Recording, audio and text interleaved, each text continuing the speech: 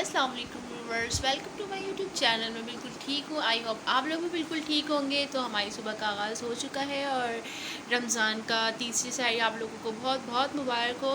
और अल्लाह ताला आपको और मुझे रमज़ान के तमाम रोज़े रखने की तौफ़ीक अता फ़रमाए और हमारे रोज़ों को कबूल फ़रमाए परवरदिगार। और जो रोज़ों का असल मकसद है, अल्लाह ताला हमें वो अता फ़रमाए, हमें रोज़ों से सब्र करने की तौफ़ीक अता फ़रमाए अल्लाह पाक, और अल्लाह ताला हमें इसका अजर दे। और आज के ब्लॉग में आपको खुशामदीद। यकीनन आज का ब्लॉग आपको पसंद आएगा, तो चैनल को लाइक कीजिएगा, शेयर कीजिएगा और सब्सक्राइब कीजिएगा और साथ रहिएगा। और यहाँ पे हमारी सुबह का आगाज़ हो गया है, मीन्स कि सहरी का टाइम स्टार्ट हो गया है। और अल्हम्दुलिल्लाह अल्लाह अज़्ज़ा वजल ने हमें एक और रोज़ा रखने की तौफ़ीक दी है। तो यहाँ मैं जाग चुकी हूँ सहरी के लिए और सहरी की प्रिपरेशन स्टार्ट कर दी है मैंने। और जब से ट्राइपॉड लिए तो वीडियो बनाना बहुत आसान हो गया है। पहले ये होता था कि हाथ में मोबाइल लेके वीडियो बनाना पड़ती थी, तो एक हाथ से काम कर रही होती थी, एक हाथ से वीडियो बना रही होती थी, तो थोड़ा मुश्किल हो जाता था मेरे लिए। लेकिन अब इंशाल्लाह आपको अच्छी वीडियोस मिलेंगी ट्राइपॉड की हेल्प से। अच्छा, 2-3 लोगों ने मुझे ये भी बोला कि आपकी वीडियो बहुत ज़्यादा कैमरा हिल रहा होता है, तो अब इससे ट्राइपॉड से ये फ़ायदा हो गया कि मोबाइल हिल कम रहा है और आपको वीडियो बिल्कुल साफ़ मिलेंगी, अब ज़्यादा हिलजुल वाली नहीं मिलेंगी। तो यहाँ मैं अपने पराठे रेडी कर रही हूँ और आज मैंने सोचा अहमद हाथ को भी उठाया जाए और उनका ट्रायल रोज़ा रखवाया जाए हाफ़ डे का। तो आज बस इंशाल्लाह उनसे भी हाफ़ रोज़ा रखवाएंगे ताकि उनको आहिस्ता आहिस्ता प्रैक्टिस हो सके और फिर वो फुल रोज़े पे आ सकें और वो पूरा रोज़ा रख सकें।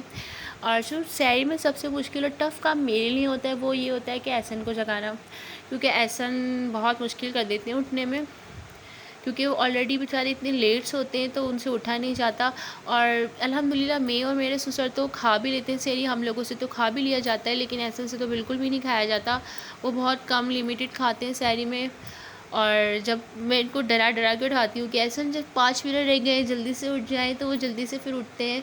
लेकिन फिर टाइम होता है बहरहाल, फिर पानी वगैरह पी लेते हैं वो और फिर वो नमाज़ के लिए ही उठते हैं, फिर नमाज़ पढ़ के सोते हैं। और आजकल हमारे अहमद हाथ की भी टाइमिंग चेंज हुई हुई है मदरसा की, तो वो लोग सुबह ही सुबह 6 बजे अल्हम्दुलिल्लाह मदरसा जा रहे हैं, तो उनको भी छोड़ना होता है। और आम दिनों में ये होता है कि अहमद हाथ को मैं छोड़ने जाती हूँ मदरसा, क्योंकि सुबह सुबह एहसन शॉप पर बैठे हुए होते हैं। हमारी दुकान सुबह 7 बजे खुल जाती है, क्योंकि शुरू से मेरे हस्बैंड की रूटीन रही है कि ये लोग अपनी शॉप सुबह ही खोल लेते हैं। तो अभी ये है कि 6 बजे काफ़ी अंधेरा होता है और सन्नाटा हो रहा होता है, तो मैंने अभी रमज़ान में एहसन की ड्यूटी लगाई है। लेकिन अकेले फिर भी नहीं जाते हैं, वो मुझे साथ ही लेके जाते हैं बाइक पे। तो ये होता है कि फिर सुबह सुबह 6 बजे हम लोग फिर थोड़ी ताज़ी हवा में चले जाते हैं, तो इन्वायरमेंट अच्छा अच्छा मिल जाता है, कूल कूल। और कूल कूल से याद आया कि आजकल वेदर भी बहुत कूल कूल हुआ हुआ है। शुरू के जो 1-2 रोज़े थे वो बहुत ज़्यादा गर्मी थी, लेकिन अब अल्हम्दुलिल्लाह अल्लाह तवज्जुल की रहमत होती है रमज़ान के महीने में, तो अब जो है मौसम वो बहुत अच्छा हो गया है, हवाएं बहुत अच्छी चल रही हैं, जिसकी वजह से रोज़दारों को बहुत ज़्यादा इजी हो गया है रोज़ा रखना। और अभी बस अहमद हाथ की भी प्रैक्टिस करवाएंगे आहिस्ता आहिस्ता, ताकि वो पूरा रोज़ा रख सकें। और मुझे अपना बचपन याद आ जाता है जब अहमद हाथ के लिए मैं रोज़े के लिए सोचती हूँ। मुझे भी बचपन में रोज़े रखने का बहुत ज़्यादा शौक़ था, तो मैं पूरे पूरे रोज़े रखती थी अल्हम्दुलिल्लाह। और अपना तो रोज़ा खुशाई का डे तो मैं बिल्कुल भी नहीं भूलती। तो बहुत मतलब मेमोरेबल डे है मेरे लिए, मैं तो हमेशा ही याद रखती हूँ अपने रोज़ा खुशाई के डे। और यहाँ पे हमारी सहरी तकरीबन रेडी हो गई है। यहाँ मैंने अपने लिए और अपने बच्चों के लिए और ससुर के लिए पराठे तैयार कर लिए हैं। और अभी तो ज़ैनब फ़ातिमा भी डर लग रहा है कि उठना चाहें, क्योंकि अहमदाद उठते हैं तो वो यकीनन शोर शराबा करके ज़ैनब फ़ातिमा को उठा देते हैं। और जब ज़ैनब फ़ातिमा उठ जाती हैं तो भाई फिर तो समझ लें सारा ही ब्लेंडर हो जाता है, काम करना मुश्किल हो जाता है। वो पीछे पीछे मेरे घूम रही होती है, मम्मा ये क्या है, मम्मा ये क्यों है, मम्मा ये कैसे हैं, बहुत क्वेश्चन करती हैं, फिर उनको आंसर करती रहो। अभी देखिए उसने सुन लिया कि ज़ैनब फ़ातिमा के बारे में बात हो रही है, तो फ़ौरन पीछे से आवाज़ आई होगी आपको कि मम्मा। तो फ़ौरन उसने सुन लिया है और मेरे दुपट्टों से खेलने में लगी हुई है अभी। तो वो मैंने बोला पहले मैं एडिटिंग कर लूँ ज़ैनब फ़ातिमा, फिर हम बात करते हैं। तो हम कहाँ थे कि हाँ अभी हमारे पराठे रेडी हो रहे हैं और पराठे हो गए हैं रेडी। और अब हम यहाँ पे अंडा बनाएंगे, ऑमलेट बना रही हूँ यहाँ पे मैं, क्योंकि बच्चे भी उठेंगे तो वो लोग ऑमलेट खाएंगे, इसलिए उनके लिए भी अंडा बना रही हूँ। क्योंकि अहमद हाथ तो अंडा मतलब बच्चों का तो फेवरेट होता है अंडा। तो अभी मैंने सोचा उन लोग के लिए भी एग फ्राई किए जाए, तो मैंने यहाँ पे अपने एग फ्राई कर लिए हैं। और रमज़ानों में तो सहरी में अक्सर यही होता है कि मैं मुझे भी अगर नहीं खाना होता कुछ भी तो मैं पराठे के साथ कबाब या अंडा वगैरह यूज़ कर लेती हूँ। तो इस तरह हमारी सहरी बहुत अच्छी लगती है। मुझे तो सहरी मतलब अंडे पराठे वाली बहुत ही अच्छी लगती है। और सालन वगैरह तो मुझसे आम रूटीन में नाश्ते के साथ भी नहीं खाया जाता, तो सहरी में भी मुझे बहुत मुश्किल हो जाता है सालन वगैरह खाना। मेरी कोशिश यही होती है कि कोई हल्की फुल्की सी मतलब बगैर स्पाइस की मुझे कोई चीज़ मिल जाए तो मैं वो खा लूँ। और यहाँ पे अभी हम फ्राई कर रहे हैं अपने कबाब, जो मैंने पहले ही रमज़ान शुरू होने से पहले ही इसकी प्रिपरेशन करके फ्रीज़र कर दिए थे, ताकि हमें ईज़िली सहरी में कोई परेशानी ना हो। और हम जब भी हमें नीड हो हम निकाल के इसको फ्राई करें और फिर सर्व करें। तो यहाँ हमारे कबाब हो रहे हैं रेडी। तो ये थोड़े बर्फ़ के जमे हुए में, तो अभी थोड़ी इसको देर को हल्की आंच पे पकाएंगे, फ्राई करेंगे, तो ये थोड़े ठीक हो जाएंगे।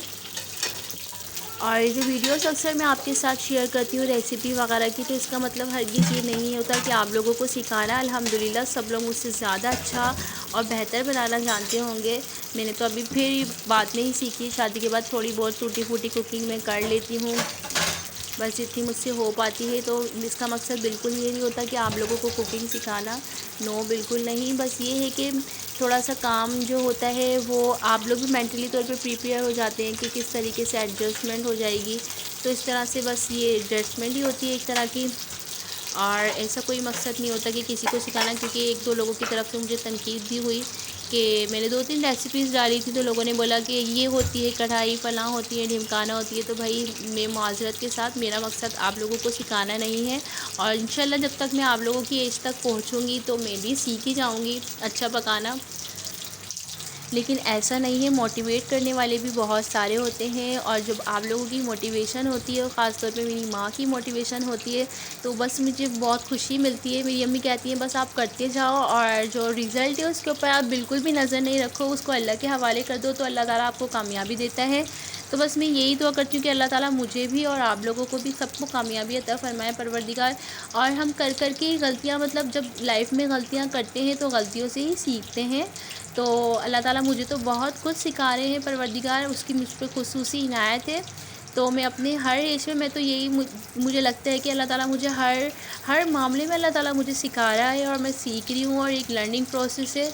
तो इंसान को वैसे भी अपने हर हर जो लाइफ का पीरियड होता है उसमें हर चीज़ को सीखना चाहिए। और इसी तरीके से हम सीखते सीखते लाइफ के एक्सपीरियंस में आगे बढ़ते जाते हैं। तो फिर हम मैच्योर हो जाते हैं, और फिर कम्प्लीटली तौर पे हर चीज़ के लिए प्रिपेयर करते हैं अल्लाह ताला। तो हर दौर से इंसान गुज़रता है, बस अल्लाह ताला मैं यही कहती हूँ कि हर दौर से अल्लाह ताला आसानी के साथ इंसान को गुजारें। तो यहाँ मैंने अपनी दही वगैरह भी निकाल ली है, और यहाँ पे दूध भी बॉयल हो गया है। तो अभी हम फेनी के लिए दूध निकाल रहे हैं यहाँ पे, और फेनी प्रिपेयर करेंगे अभी यहाँ पे। अच्छा, किस किस को फेनी अच्छी लगती है सहरी में? मुझे तो बहुत ज़्यादा अच्छी लगती है फेनी, मतलब ये तो मेरे फेवरेट है। अच्छा, बचपन में ये होता था कि मुझे फेनी इतनी पसंद नहीं थी, खजला ज़्यादा पसंद होता था। जो खजला होता है ना पापड़ टाइप, वो मुझे बहुत अच्छा लगता था दूध में डाल के ना। तो मेरी फरमाइश होती थी अपनी मम्मा से कि मम्मा मुझे खजला खाना है। तो पहले तो मैं खजला बहुत शौक़ से खाती थी, लेकिन अब मैं खैर अब मैं हर चीज़ ही, अल्लाह का शुक्र है, अल्लाह का शुक्र अदा करके हर चीज़ ही खा लेती हूँ। और इंसान को खाना भी चाहिए हर चीज़, क्योंकि बाज़ औक़ात हम ये समझते हैं कि ये अच्छा नहीं है, वो अच्छा नहीं है, लेकिन हर चीज़ में अल्लाह ताला ने कोई ना कोई प्रोटीन्स, विटामिन्स छुपाए हुए हैं जो हमारी हेल्थ के लिए बहुत अच्छे होती है, और हमें हर चीज़ ही खाना चाहिए। तो अब तो मैं हर चीज़ ट्राई कर लेती हूँ, चाहे वो वेजिटेबल्स हो, चाहे वो दालें हों, चाहे वो कुछ भी हो, एवरीथिंग आपको अल्लाह का शुक्र अदा करके हर चीज़ खानी चाहिए। तो यहाँ पे हमारे कबाब भी फ्राई हो गए हैं, और यहाँ मैंने अब्बू के लिए सहरी निकाल दी है। तो यहाँ पे देखिए मेरी फेनी के लिए भी दूध निकल चुका है, ऑमलेट भी तैयार हो गया है, कबाब भी फ्राई हो गए, पराठे रेडी हैं, और यहाँ दही वगैरह भी निकाल दिया है मैंने। तो अभी हम यहाँ से अब्बू को सहरी देने चलते हैं, और फिर अहमदाद को भी उठाएँगे। और आज अल्हम्दुलिल्लाह अहमद रज़ा और अब्दुल अहद भी हमारे साथ सहरी में उठे हैं। और सहरी बाकी मैं आपके साथ शेयर नहीं कर पाई क्योंकि टाइम बहुत कम था, और ज़ैना फ़ातिमा भी उठ गई थी। तो अभी ये लोग बस नमाज़ इन लोगों ने पढ़ लिए है, और अभी हम इनको मदरसा छोड़ने जा रहे हैं, इनके मदरसे का टाइम हो गया है। और ये देखें बाहर का वेदर कितना प्यारा हो रहा है, और सन्नाटा हो रहा है। और देखिए मस्जिद में लाइटें भी लगी हुई हैं जो दूर से नज़र आ रही हैं, अभी तक मस्जिद सजाई हुई है, तो बहुत प्यारी लग रही है। तो अभी हम चलते हैं अहमदाद को मदरसा छोड़ने, और ज़ैना फ़ातिमा भी रेडी हो गई हैं जाने के लिए। तो बस अभी चलते हैं हम इन लोगों को मदरसा छोड़ने के लिए। और जब भी हम घर से बाहर निकलते तो कोई और एक्साइटेड हो ना हो, हमारी ज़ैना फ़ातिमा ख़ास तौर पर बहुत एक्साइटेड होती है बाहर जाने के लिए। छोटे बच्चों को शौक़ भी बहुत होता है और हमारे घर में जब भी कोई बाहर जाता है और तो ज़ैना फ़ातिमा उनके साथ पीछे लगने के लिए सबसे पहले रेडी होती है। और यहाँ वो मुझे ज़िद कर रही थी कि मुझे भी मास्क लगाना है, मुझे भी मास्क लगाना है। और अभी ऐसा ने यहाँ पर बाइक निकाल ली है, तो हम अहमद आहद को छोड़ने जा रहे हैं मदरसा। और अभी देखिए पूरा प्रॉपर तरीके से रोशनी भी नहीं हुई है, 6 बजे का टाइम है, तो बाहर काफ़ी अंधेरा भी हुआ है और सन्नाटा तो वैसे ही ऑलरेडी होता है सुबह में।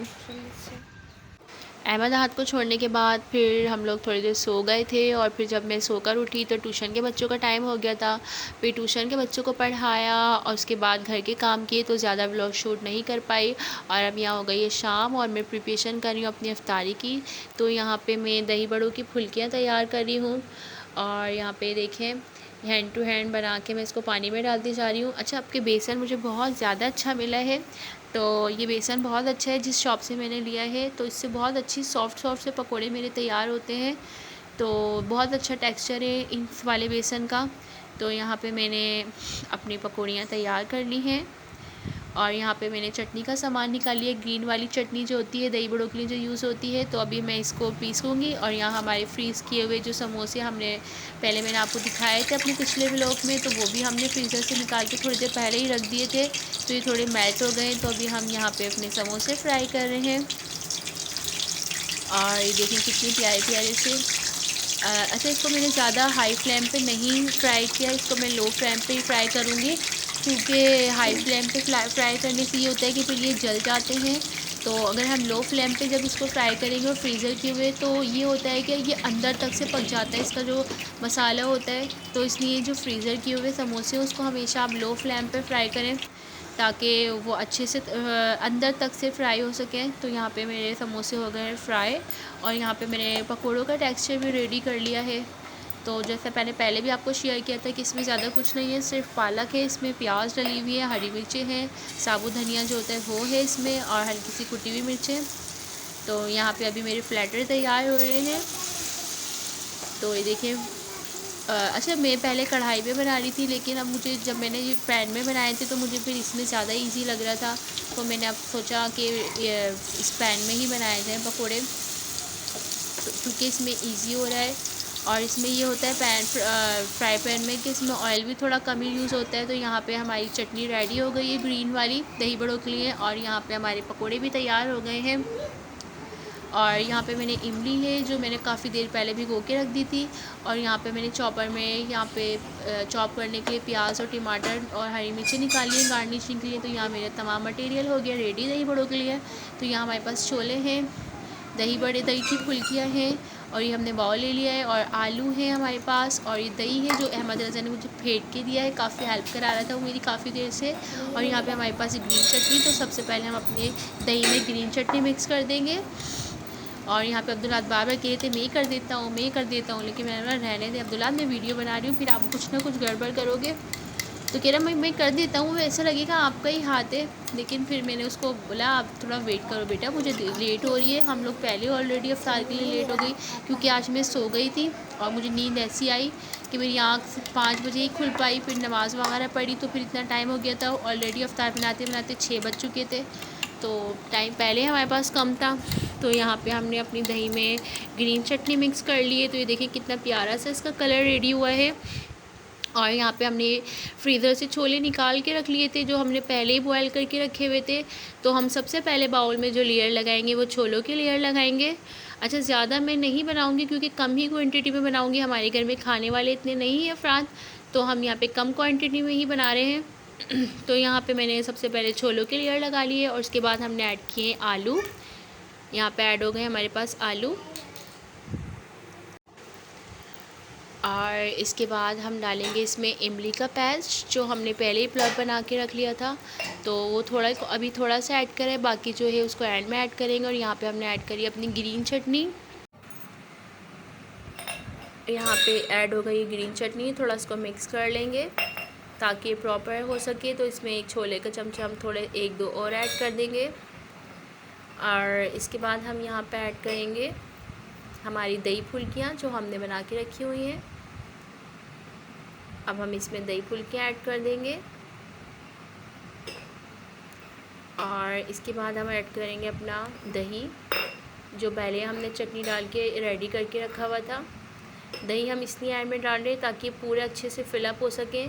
हमने छोलों पर दही नहीं डाला था, इसलिए हम दही बड़ों के ऊपर दही डाल रहे हैं। अच्छा, एक जो छोटी प्याली में वो मैंने बिल्कुल सादा दही निकाल के रखा था। अब ये बचा हुआ हमने अपना इमली का पेस्ट डाल दिया इसमें, और जो ग्रीन चटनी बाकी बची थी वो भी ऐड कर दिए, ताकि जो इसके स्पाइस है वो अच्छी तरह पूरे उसमें ऐड हो सके। और अब यहाँ ऐड करें हम अपने चॉप किए हुए मसाले, मतलब प्याज, टमाटर और हरी मिर्चें वगैरह जो हमने चॉप करके रख ली थी। तो इसको अब हमने गार्निशिंग के लिए डाल दिया है। अच्छा, जो वाइट जो हमने दही, और यहाँ हो गया इफ्तार का टाइम। अब हमें दीजिए इजाज़त। अल्लाह हाफ़िज़।